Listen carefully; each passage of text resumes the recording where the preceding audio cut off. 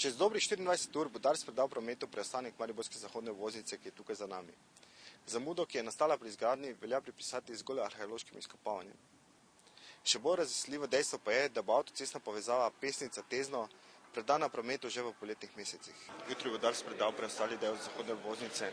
Slavnostne otvoritve ne bo, pomen za Maribor nič ni manjši verjetno. Seveda ne, slavnostne otvoritve ne bo iz različnih razlogov, ne samo zaradi krize ali problemov. Mislim, da smo imeli kar veliko zamud, ki smo jih sproti odpravljali, vse z naše strani. Veliko težav je mestna občina Maribor odpravila pri sami izgradnji. Predvsem pa je potrebno delati za naprej, projekte, programe. In jaz sem vesel, da je do tega trenutka prišlo. Še bolj bom pa vesel, ko bo cesta speljana v celoti.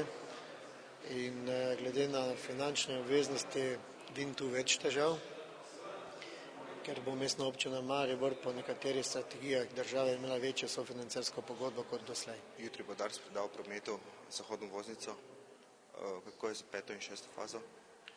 Ja, res skupaj z mariborsko občino se končuje izgradnja 4. faze, kar pomeni cirka 3,5 km skupne dolžine te zahodne mariborske obvoznice.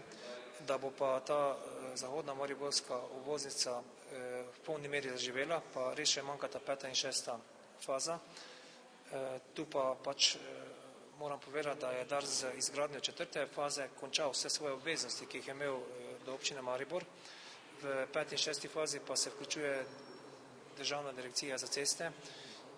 Mislim, da med njimi in občino že potekajo intenzivni pogovori, tudi odkupi zemljišč, tako da glede rokov pa izgradnje te 5. in 6. faze ne moram dati dobenih podrobnejših informacij. Kaj bo trovalo zamudi pri izgradnji 4. faze?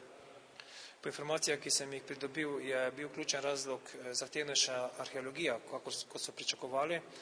To je potegnilo tudi za sabo določene spremembe na komunalnih vodih. To je pomenilo cirka pol leta dodatnih arheoloških izkopavanj, ki so bila končana šele septembra 2008.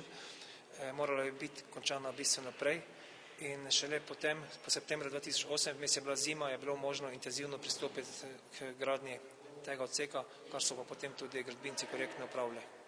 Kako je z vzhodno obvoznico oziroma povezavo Pesnica-Ptujska cesta? Seveda za Maribor pa za vso državo je strateškega pomena ravno ta obvoznica, saj bo razbremenila Maribor tranzitnega prometa, ki trenutno teče skozi. Da sem danes v Mariboru, temu botruje tudi današnji sestanek, ki smo ga imeli na terenu z gradbinci, z inženirjem. Intenzivno si prizadevamo, da bi končali to v poletnem mesecu. Upam, da bo to julij. Natančnega dneva si ne upam napovedati.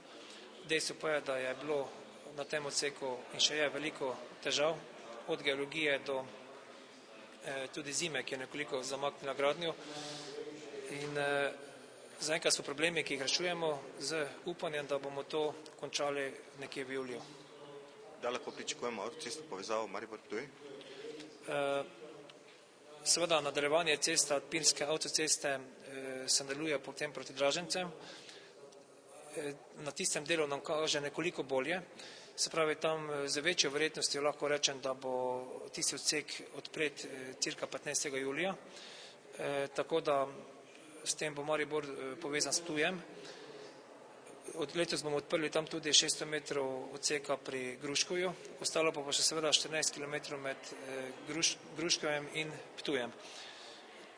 In glavno ključno za nas je, da v letošnjem poletju povežemo Pesnico z Gruškovjem, kar pa računamo, da se bo nekje predvidoma julija tudi zgodilo.